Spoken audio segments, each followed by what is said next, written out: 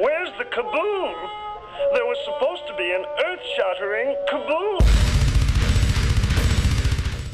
Hey, what's up guys? Napanamja here. Did you guys know that Korean has two ways to say the same word?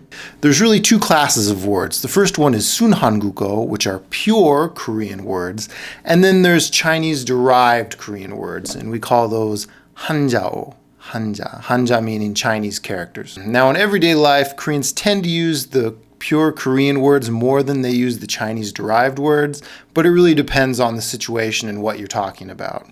So maybe for everyday stuff, maybe you probably use Korean words, pure Korean words a little bit more often, but if you're talking about things like government, things like medicine, economics, a lot of big numbers, you're really going to go more towards the Chinese-derived numbers. So let's look at a couple examples of different words that are derived from pure Korean and Chinese. The first one is pi.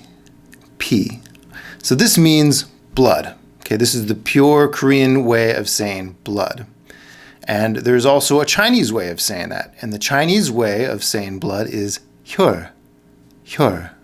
Now the great thing is once you know these words, it's pretty easy to derive other words from them.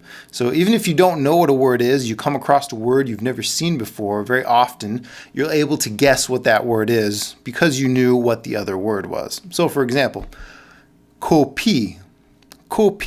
If I look at that word, well, I can say, well, I know that's blood. Pi means blood, but what is ko? Well, if you knew ko meant nose, you'd say, oh, okay.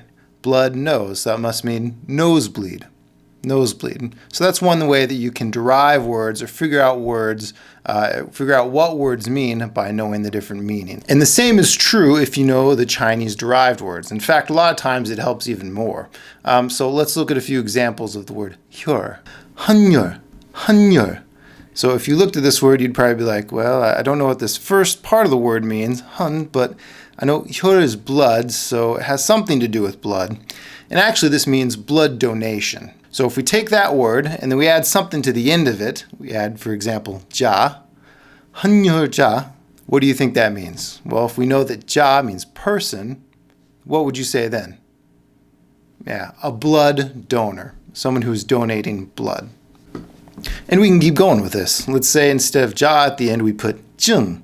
Well, 증 is something they use very often. We're talking about a certificate, or maybe you're talking about a license. So in other words, a blood donation card. Here's another interesting one. 출혈. This is kind of a hard word to say, but 출 means going out or exiting. So if you have blood that is exiting, it's leaving, right? Leaving the body. So you could say hemorrhage. In English, we say hemorrhage.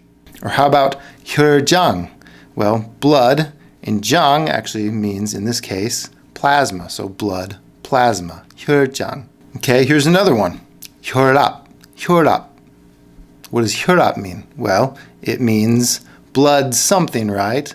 What if I told you that ap, that second part of the word, ap, came from 압력. 압력, which means pressure. Yep, you guessed it. Blood pressure. 혈압 means blood pressure. What about this word? 백혈구. What if I told you 백 means white? That's right. White blood cell. 백혈구. What if I change that to 적혈구? 적 actually means red. So, red blood cell. 적혈구 is red blood cell. So I think one of the best ways to learn Korean isn't to necessarily just memorize a ton of words, although that will help. It's really good to understand where the words derive from. And if you can look back and see that if it's a Korean or Chinese derived word, a lot of times you can figure out the meaning of the word just by looking at the other parts of the word. All right, guys, that was the lesson today. I hope you guys enjoyed it. Hope you learned something. If you have any questions, leave them down in the comments. Remember, I'm the Napanamja. Gurokera.